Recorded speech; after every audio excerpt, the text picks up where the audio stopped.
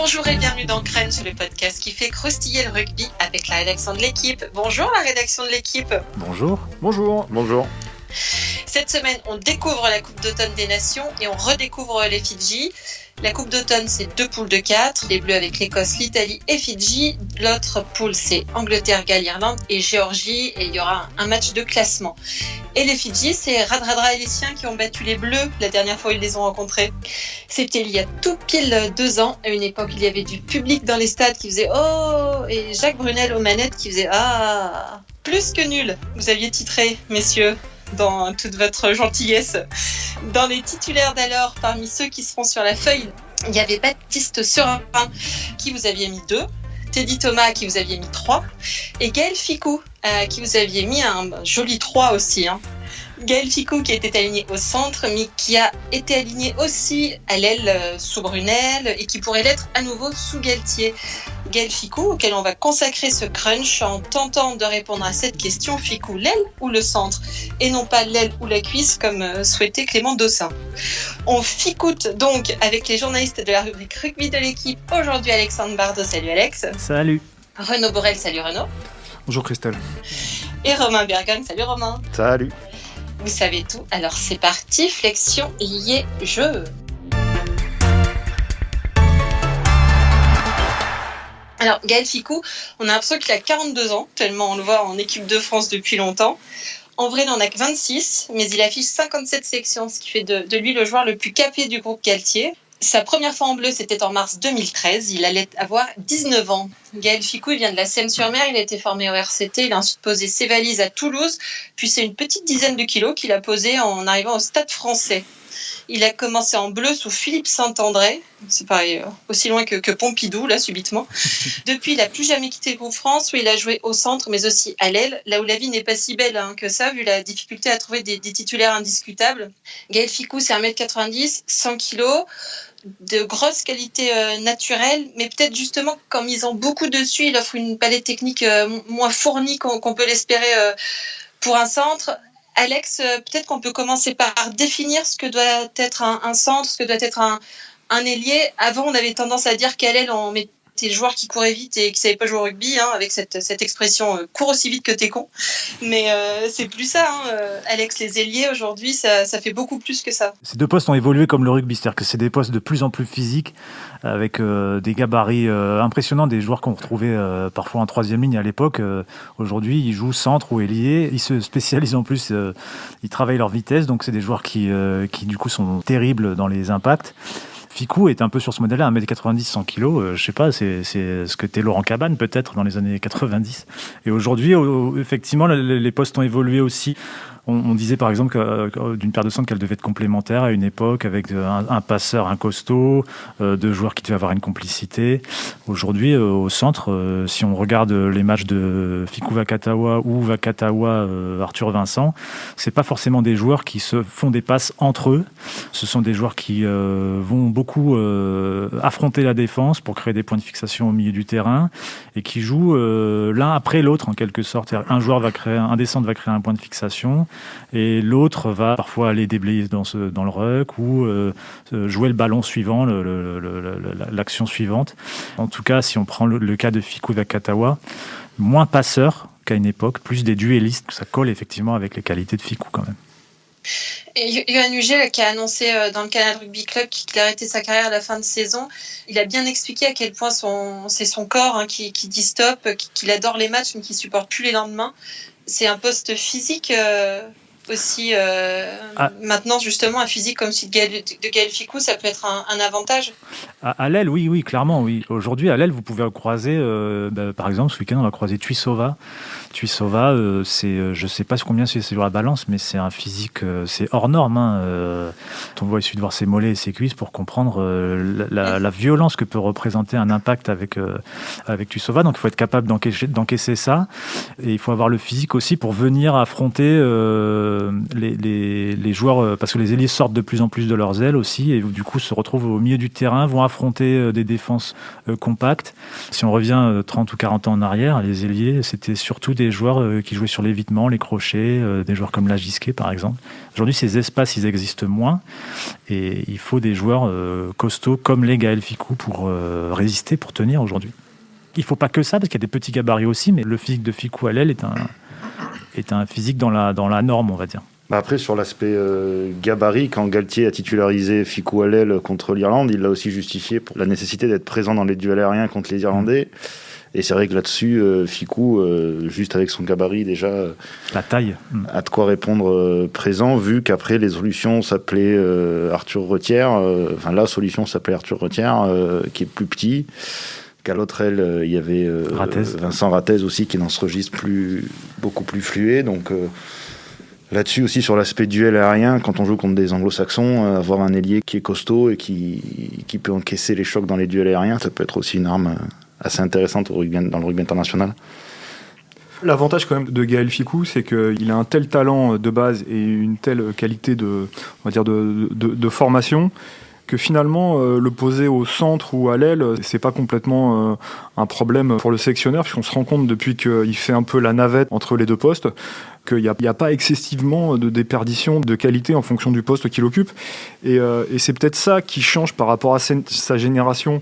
Si on remonte un peu les années en arrière, ces fameux joueurs polyvalents ou utility back dont on parlait, qui en fait étaient condamnés au banc parce que capables de dépanner à un poste ou à un autre, lui, finalement, il a renversé le problème en étant en capacité, jusqu'au jour où deux joueurs seront suffisamment bons pour le mettre sur le banc, mais en tout cas, lui, il a déplacé le problème en étant suffisamment complet, doué et talentueux pour être à l'un ou à l'autre.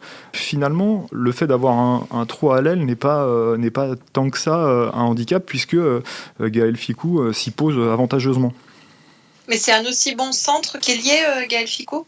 On en parlait ce matin en préparant l'émission. Jusqu'à il n'y a pas si longtemps que ça, j'étais plus convaincu du fait que son avenir était à l'aile qu'au centre. Parce que je pense qu'au centre, il a un peu le défaut des ultra doués. C'est-à-dire que je me rappelle que j'ai un copain qui a entraîné Fickou chez les jeunes. Et il m'avait dit, il y a un gamin là, il traverse le terrain, quoi. C'est hallucinant, il avait 17 ou 18 ans. Il traversait le terrain tout seul. Et du coup, il n'avait pas ce côté, il a pas dû enrichir son bagage technique, son bagage de lecture pour trouver des solutions. Fickou, il a compté sur ses jambes, sa puissance et ses appuis pour trouver des solutions. Et à un moment, je pense que c'est ce qui lui a un peu coûté. C'est relatif parce qu'il était quand même en équipe de France, mais il a mis du temps à s'installer parce que au centre en tout cas, il manque un peu de fluidité, il manque de préaction, c'est-à-dire que souvent Fickou il reçoit le ballon et ensuite il agit, il fait peu de courses, il adopte peu d'angles de course variés avant sa prise de balle. Donc, et je pense que ça lui a coûté. Il n'a pas de jeu au pied non plus, Fickou, ou pas vraiment dans le jeu courant. C'est pas un mec qui, c'est pas ce qu'était capable de faire Farrell au centre ou Slade au centre. Et je pense que ça a retardé un peu le fait qu'il maîtrise le niveau international. Et là, ces derniers temps, notamment contre le Pays de Galles, j'ai trouvé, à travers quelques interventions, notamment à un moment où il intervient en premier attaquant et il fait jouer Ntamak dans le dos des avants. Derrière, ça fait essai, il le fait très bien. Et puis, il y a cette fameuse action où il fait crochet intérieur et au plein milieu du terrain et il prend un espace. Et là, dans le dos de la défense galloise, il attend que Vakatawa vienne à hauteur et il lui soulève le ballon parfaitement dans sa course. C'est des petites choses d'un vrai travail de centre. Ça fait que aujourd'hui, je me dis que il a peut-être le bagage pour s'installer au centre. Je vais un peu nuancer ce que dit Alex, pas complètement sur le fond, mais en fait sur sa période d'éclosion. C'est-à-dire qu'il a explosé au Stade Toulousain, mais à un moment où le Stade Toulousain commence à être en retrait sur ses résultats, la qualité de son rugby, ça facilite pas les choses pour se mettre en avant. On parle même pas de ce qu'il a connu en équipe de France, puisque jusqu'à cet été, jusqu'à on va dire la dernière Coupe du Monde, il a fait partie de cette génération. C'est pas très sympa comme terme, mais de la loose où vraiment ça se passait mal. Donc là encore, pareil, pas facile de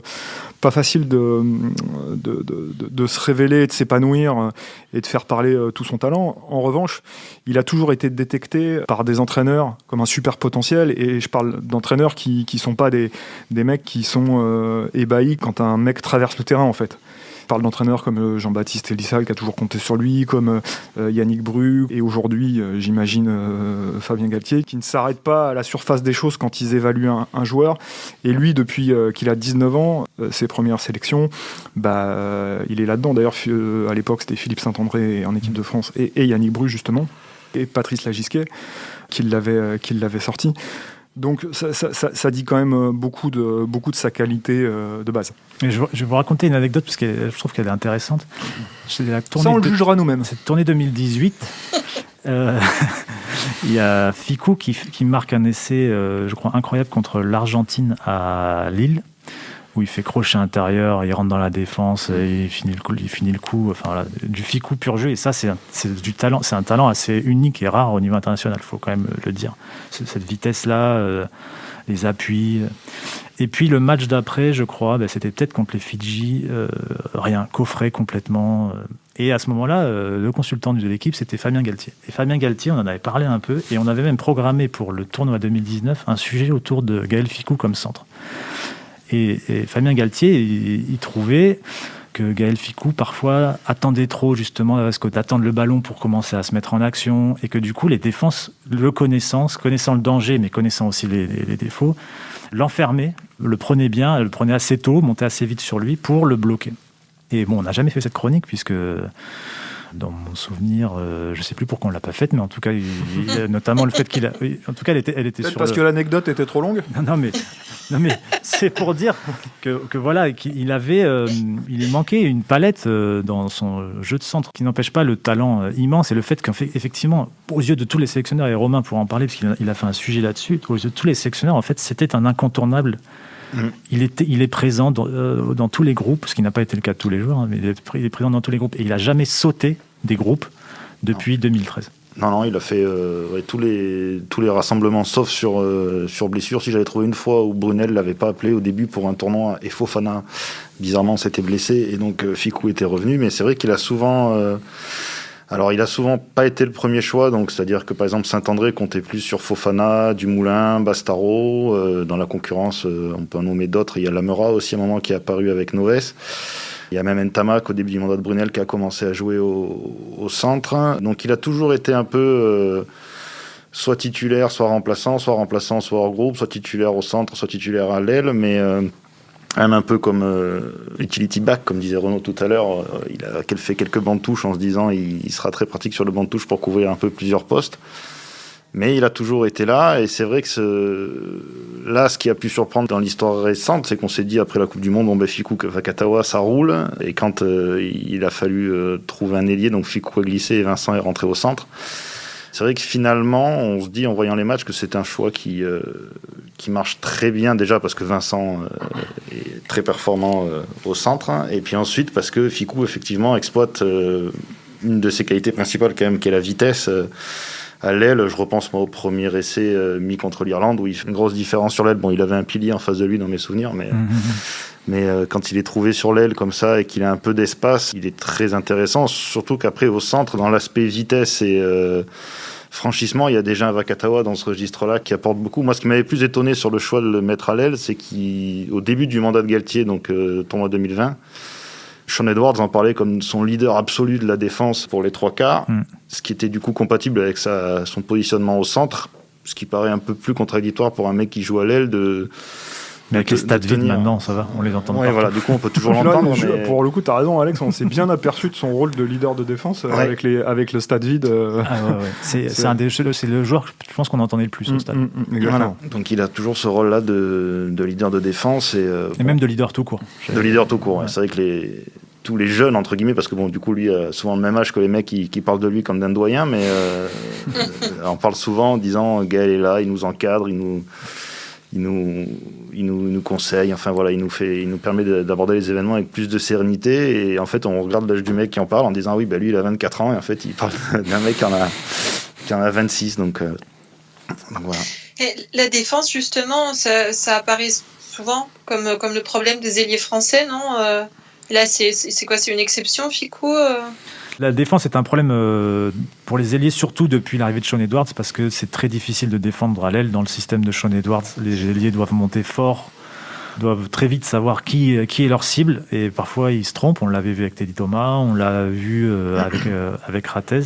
Pour l'instant, on l'a pas vu avec Fickou, qui pourtant n'était pas un défenseur jusque-là qui aimait monter vite en défense. C'était plutôt, il comptait sur ses jambes en fait pour rattraper les décalages, donc il était plus en gestion, on va dire.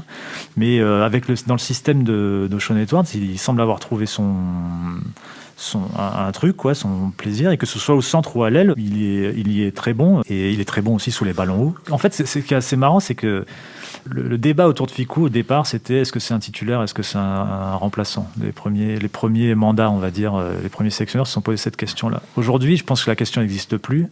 La réponse est c'est un titulaire. Et maintenant, la question qui se pose, c'est aile ou centre, mais elle se pose parce qu'on est un peu en manque d'ailier, en fait. Mais je suis pas sûr que dans l'esprit de Fabien Galtier, réellement, s'il avait tout son effectif sous la main, cette question pour lui se pose. Et je pense qu'aujourd'hui, comme il l'a montré sur le match contre le Pays de Galles, quand il y avait tout le monde, Arthur Vincent avait eu beau faire des bons matchs contre Galles et Écosse en l'hiver dernier.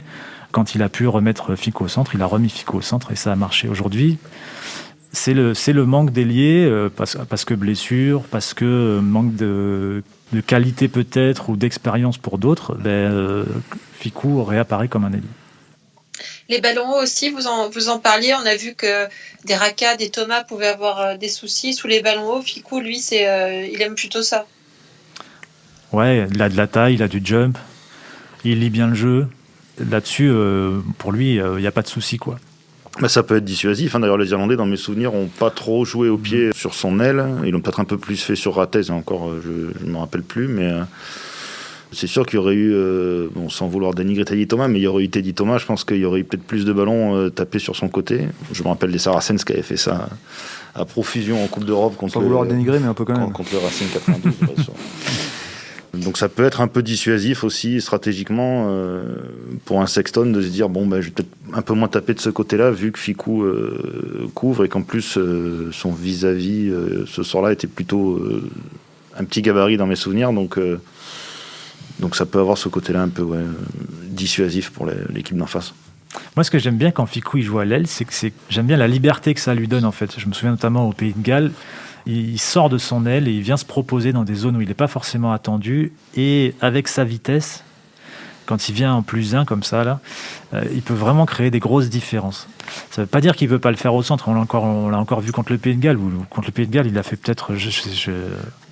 J'ai pas le souvenir d'un match aussi complet de Gaël Fickou au centre avec l'équipe de France que contre le Pays de Galles, que ce soit dans les différences offensives, défensives, dans sa capacité à faire jouer avec lui, à faire jouer autour de lui. Puis vraiment, il est costaud, il fait mal, il tient debout, il avance à chaque fois. Donc, quoi qu'il se passe quand il touche le ballon, aujourd'hui, dans l'état de forme dans lequel il se passe quelque chose. Pourtant, il y avait une petite appréhension avant cette tournée, parce que ça marchait pas forcément bien avec le Stade français.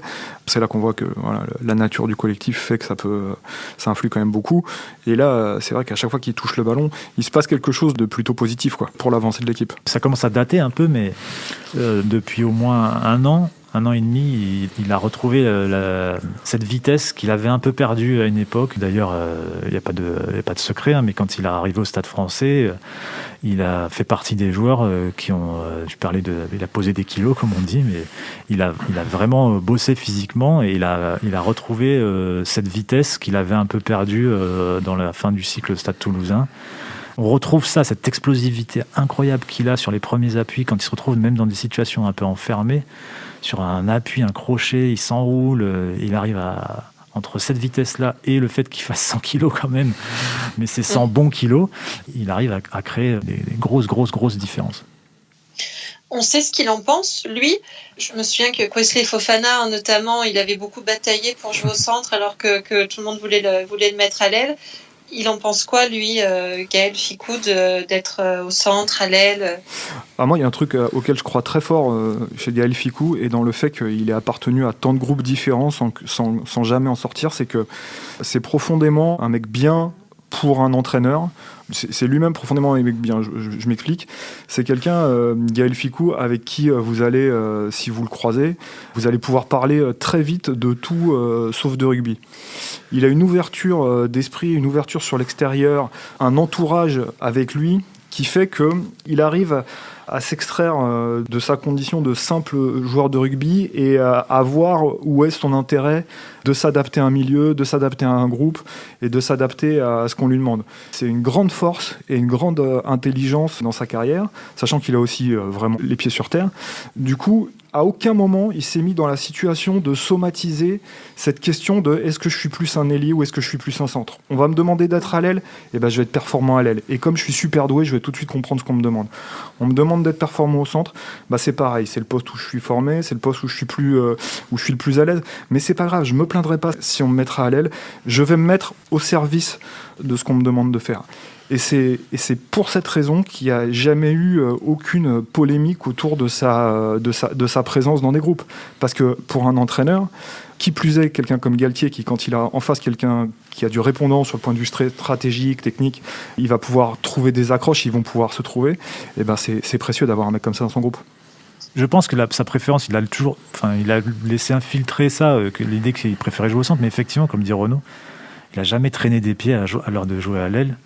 Et c'est même tout l'inverse, quoi. Il montre le même enthousiasme et il tire parti de la situation quand il joue à l'aile. Parce qu'il faut préciser qu'il joue jamais à l'aile en club. Hein. Enfin, par exemple, au Stade Français, depuis qu'il y est, il a jamais commencé. Mais c'est pas quelqu'un qui, quand on l'a placé à l'aile en équipe de France, s'est senti délégitimé dans son statut d'international, en se disant ça veut dire que je suis plus le meilleur au centre, donc on me décale à l'aile parce qu'il y a personne à l'aile. Non, il l'a pas vécu comme une sanction, comme une contrainte. Il a essayé d'en tirer le meilleur et de mettre ses qualités au service de ça. Et ça, c'est quelque chose de son éducation, c'est quelque chose de naturel. Et à partir du moment où on se force pas à faire ça, eh ben on est tout de suite meilleur. Au Stade Français, Romain, tu dis qu'il joue uniquement au centre. Oui. Et à Toulouse aussi, il a toujours joué au centre. Oui, en club, il a jamais joué. À Toulouse, j'ai pas regardé l'historique, mais au Stade Français, il a toujours joué 12 ou 13, quand il était titulaire. Donc après, il a peut-être dépanné sur des fins de match, mais en tout cas, la question s'est jamais posée en club. Un peu plus en équipe de France. Ouais. Mais il a un talent tel, et sans doute une faculté d'adaptation telle que, avant l'Irlande, l'entraînement du mercredi, qui est l'entraînement à haute intensité pour d'après ses conviés, il y a participé au centre, de A à Z. Et Retière à l'aile. Et donc, le lendemain, annonce de la composition d'équipe, Gaël Fickou à l'aile. Ce qui veut dire que quand il a attaqué ce match à l'aile contre l'Irlande, la principale séance de la semaine, il l'avait passé au centre. Et ça n'a pas posé de problème pour retrouver des repères, que ce soit défensif. Alors sans doute qu'il y a bossé un peu à l'aile avant l'Irlande. Mais en tout cas, sur la séance majeure de la semaine, celle où vraiment on peut retrouver des repères parce qu'elle se joue comme un match, il n'y était pas, ça n'a rien changé en fait. Il a été très bon, il n'y a aucun moment il a souffert d'un manque de repères défensifs sous le jeu au pied. Donc c'est vraiment la preuve à la fois de son état d'esprit et puis d'un talent, d'une intelligence, de son implication dans la vie de cette équipe-là. Il lui resterait quoi, selon vous, à travailler pour progresser ? Vous êtes dithyrambique avec lui, il lui reste quand même des choses à travailler. Vous parlez peut-être de son jeu au pied, c'est travaillable encore à 26 ans ? Moi, je dirais que oui. Mais effectivement, ça fait partie des choses qui sont... Il a un jeu au pied très long. Hein. Il peut même buter de loin. Il n'est pas toujours précis, mais c'est extrêmement puissant. Sur les dégagements, il est extrêmement puissant. Mais ça ne vient pas de manière aussi naturelle que pour un Farrell ou un Slade, que pour reprendre ces deux exemples-là. Et après, même s'il semble progresser dans la fluidité, dans la gestuelle, incapacité en tant que centre à un moment à recevoir un ballon, à aller toucher des zones avec une passe de 25 mètres, il progresse apparemment dans ça, mais ça demande de confirmation sur la durée. Et je pense que aujourd'hui, quand on voit jouer l'équipe de France, on voit que même si Fickou progresse là-dessus, ils ont quand même une paire de centres avec Fickou Vakatawa qui était la paire de centre titulaire contre les Gallois, Ils ont une paire de centres de puncher plutôt. Et c'est pour ça qu'on voit souvent aujourd'hui venir Boutier en position de premier centre, qui lui est moins puncher et a des qualités de passe. Il vient se mettre là, qui se met quasiment devant Fickou et Vakatawa, et c'est lui qui fait jouer avec des longues passes, qui va toucher les zones extérieures.